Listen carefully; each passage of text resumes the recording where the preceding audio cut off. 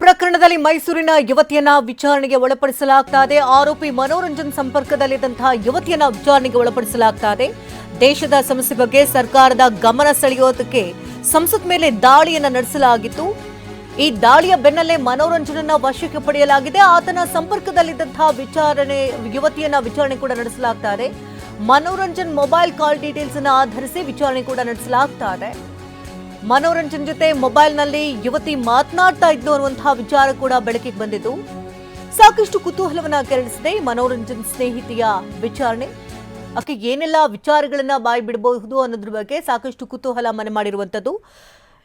ಇನ್ನು 2001ರಲ್ಲಿ ಸಂಸತ್ ಮೇಲೆ ದಾಳಿ ನಡೆದಂತಹ ಘಟನೆಯ ವರ್ಷಾಚರಣೆಯ ದಿನವನ್ನೇ ದಾಳಿಗೆ ಈ ಆರೋಪಿಗಳು ನಿಗದಿಯನ್ನು ಪಡಿಸಿಕೊಂಡಿದ್ರು. ಅದರಂತೆ ದಾಳಿಯನ್ನು ಕೂಡ ಮಾಡಲಾಗಿತ್ತು, ಸ್ಮೋಕ್ ಬಾಂಬ್ ದಾಳಿ. ಅದರ ಬೆನ್ನಲ್ಲೇ ಇದೀಗ ಮನೋರಂಜನನ್ನ ವಶಕ್ಕೆ ಪಡೆದು ವಿಚಾರಣೆ ನಡೆಸ್ತಾ ಇರುವಂತಹ ಸಂದರ್ಭದಲ್ಲಿ ಆತನ ಕಾಲ್ ಡೀಟೇಲ್ಸ್ ಅನ್ನ ತೆಗೆದಿರುವಂತಹ ಪೊಲೀಸರಿಗೆ ಆತ ಯುವತಿಯೊಟ್ಟಿಗೆ ಸಂಪರ್ಕದಲ್ಲಿರುವುದು ಕೂಡ ಬೆಳಕಿಗೆ ಬಂದಿದೆ. ಹಾಗಾಗಿ ಯುವತಿಯನ್ನು ವಶಕ್ಕೆ ಪಡೆದು ವಿಚಾರಣೆ ನಡೆಸಲಾಗ್ತಾ ಇದೆ.